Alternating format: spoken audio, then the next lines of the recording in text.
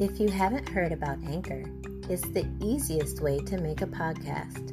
Let me explain. It's free.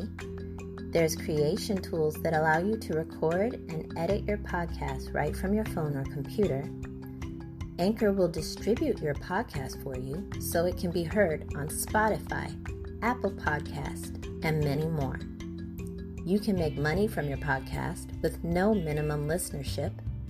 It's everything you need to make a podcast in one place. Download the free Anchor app or go to anchor.fm to get started today.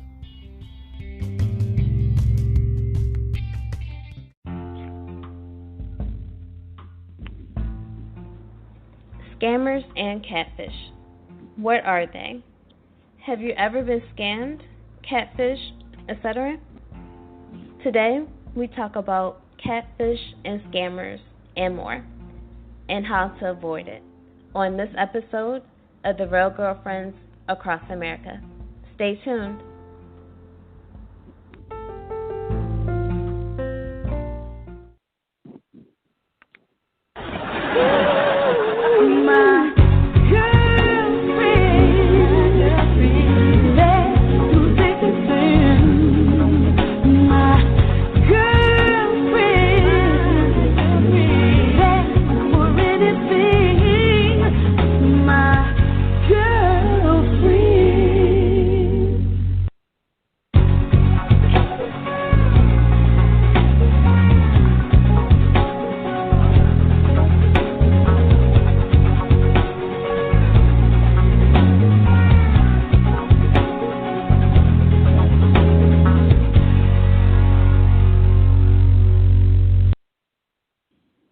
Hello, everyone, and welcome to the Real Girlfriends Across America podcast.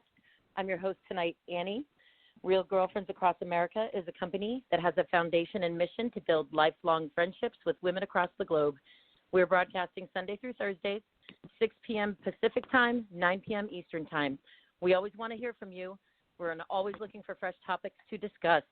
Tonight we have Corinne, Tawanda, Kay, and myself on the line, and we are going to be discussing catfish and scammers and lots more.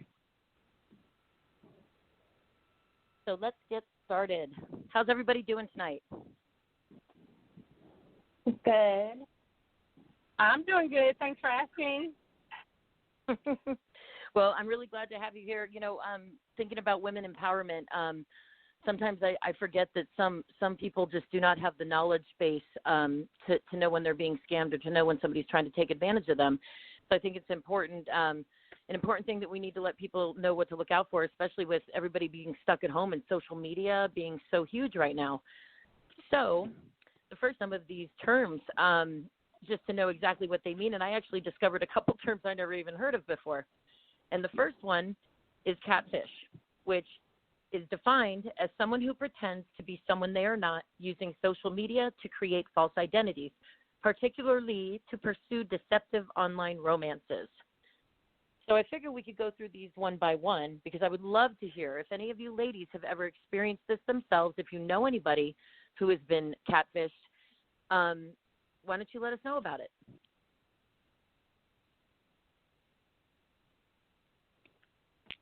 Okay, well, this is Tawanda. I'll definitely dive in and go first. We actually had a call a few weeks ago, and I don't remember the topic, but someone was talking about their catfish experience. I've never been catfished before, and I know it's definitely hard to do that this day and time. I've known of a few people that have had catfish stories, and then, of course, I'm familiar with the TV show that I've seen a couple of different times that talks about catfishing, and it's actually pretty interesting. But, no, I've never personally been catfished before. Yeah, I've gotten sucked into that show many times because it just blows my mind that there's people out there that would do that kind of thing. What about you, Corinne? Do you know anybody, or do you have any thoughts on catfish, or, you know, your definition of what that was? Well, I don't know anyone personally that was catfished. I'm like Tawana said, I've watched the show. I know we talked about the show MTV Catfish previously, and it's something that I'm actually interested in, but I've never been catfished Not that I know of, at least, right? Hopefully not, right? Right. What about you, Kay? I would like to pose the idea, and you all may disagree with me if you so choose, but I would like to pose the idea that almost everyone gets catfished or catfishes people on nearly a daily basis. Okay, tell me more. For example, say someone's going for a job interview. What do? They put on their best outfit, they go there, and they BS about all the skills that they think that the employer wants, and they pray that they get the job. Now, whether they have them or not, many people lie on their resume. That's catfishing. Right. Or, here's another example. You go on a date. You put on your best outfit. You put on your high heels or your best shoes if you're, not into high heels. You put on your prettiest amount of makeup or do your hair or whatever. The point is you look different than you do on a daily basis. That's catfishing. Yeah. It's funny. Actually, the next definition that I'm going to go into. I think that everybody does it. I think, in my opinion, I agree with you, but I think that would actually fall under the next one, which we did discuss this last time when we touched on catfishing and before, if you guys remember, the kitten fishing. And this is a newer trend. It's mostly just lying, but it came up by Hinge, the dating app, and it's defined as presenting yourself on a dating app in an unrealistically positive way, outrageously outdated pictures, or heavily edited. So I think a lot of people, we all try to put our best foot forward, especially on social media. You definitely don't want to have the picture that makes you look tired and haggard, right? Right, and not just that, but when you enter into relationships, many people don't get to know who their partner is until maybe 2 years into the relationship, and then they find out who their partner really is. They've been catfished. Right. I think that everybody does it. Well, hey, Corinne, what do you think about kitten fishing? So explain it one more time. It is presenting yourself in an unrealistically positive way. So putting a picture that's like 15 years old up there. I've definitely seen people before that like you see that their birthday was 60 years ago and they look 25 in the picture, or heavily edited, all those pictures with the kitten ears and stuff like that. I think a lot of people nowadays, they use filters. So filters could be misleading because I know I use them. And that's not necessarily realistic. And then, using pictures from like 1982, yeah, that's definitely misleading because you don't want, I guess, like if you gain 50 pounds and obviously you don't look like the same person, then yeah, you're definitely in terms of being misleading to that person. Yeah, absolutely. I think we had somebody join the call. Is that you, Amanda? Or maybe not. It's me. Oh, Sorry. It is her. What do you got? No, it's okay. What do you got to tell us about catfishing or kitten fishing? Oh gosh. I don't know. Don't do it. I don't know. That's very good advice. Thank you. What's kind of funny is when I was researching this, I saw they were saying that the term catfishing came from, obviously from a catfish is an actual fish in the water, but it's not. They said it's not really equivalent to a catfish. It's more a bottom feeder that people would think of, but for some reason the catfish stuck instead of bottom feeder. So I thought that was kind of interesting. Tawanda, what do you got for us? I actually remember you talking about the kitting fishing before. I don't know what the call was about, but I thought it was you or someone was bringing up the example. I think it's what you were saying about everyday people are probably getting catfish, just in reference to like interviews or putting different things out, putting your best foot, going on a date with heavy makeup and just kind of dressing the quote situation up. And I've seen pictures like on social media sites or dating sites let's say, you know how some pictures have a stamp on it, and the stamp is say from 2012. And I'm like, I know good and well you have more pictures since 2012. Why you got that? Now, if it was, now I see this like somebody traveling to a different country or something like that, something significant. Like, okay, yeah, I can definitely see you want to show it to the country, but as you're viewing picture from 2012 and it's 2020, that's suspect. So yeah, I think it's definitely interesting. I think a lot of people do. I've known people that went bald.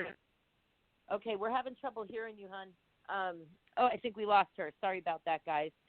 So we are going to move on to the next definition, and this is more about the people. I think we all need to, we know, well, hopefully most of us know that we do need to be leery of people.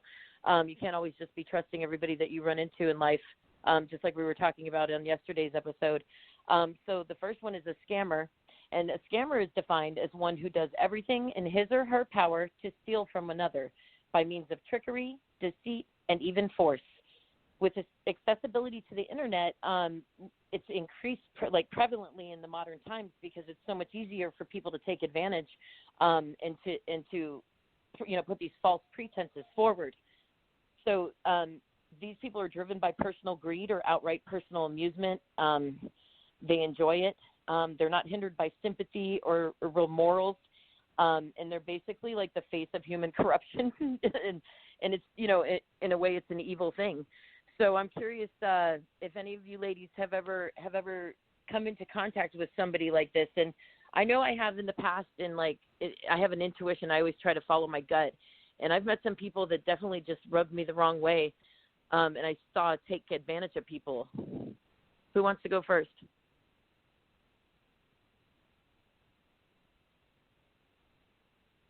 So the question is a situation where someone took advantage of someone? Well, a scammer, basically, from that definition. Have you ever known anybody that you were pretty sure was a person that would be considered a scammer? I believe in a business aspect, but not in a necessarily dating aspect. For example, I recently. Yeah. Sorry? Yeah. I was any story. Okay. I was recently looking for an apartment, and I felt like the person was trying to just get money for me to move in and not necessarily sell me an apartment. So it just their English wasn't complete sentences. They didn't want to talk to me. They just want to communicate via text, and it was just everything about it just told me that they wasn't legit and they just wanted money.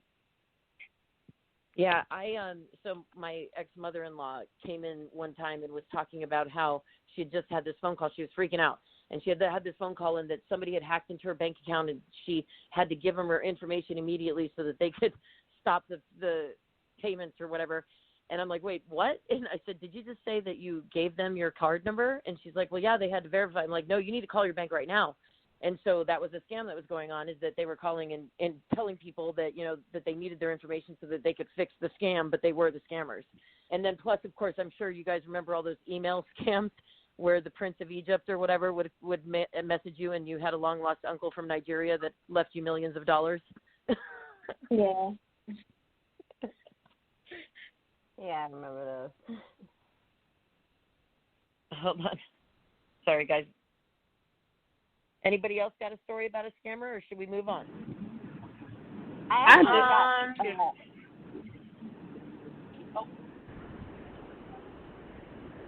sorry. Did someone else go? No, go ahead, Wanda. We got you back. We can hear you. Okay, yeah. I wanted to share two quick short stories. Number one, I don't know if anyone remembers the different scams from Craigslist, and you may have already mentioned that. They send you a check in the mail, for a service or for a product. Then they send you $1,000 too much, and they want you to cash it. And the Western Union send them back the rest. Anybody ever heard of those? Oh yeah, no, that's what all I mean. The time. All the time, right? Because that's the thing. The more we share about things that we've come into contact with, the better we can help somebody. So share away. Absolutely. Well,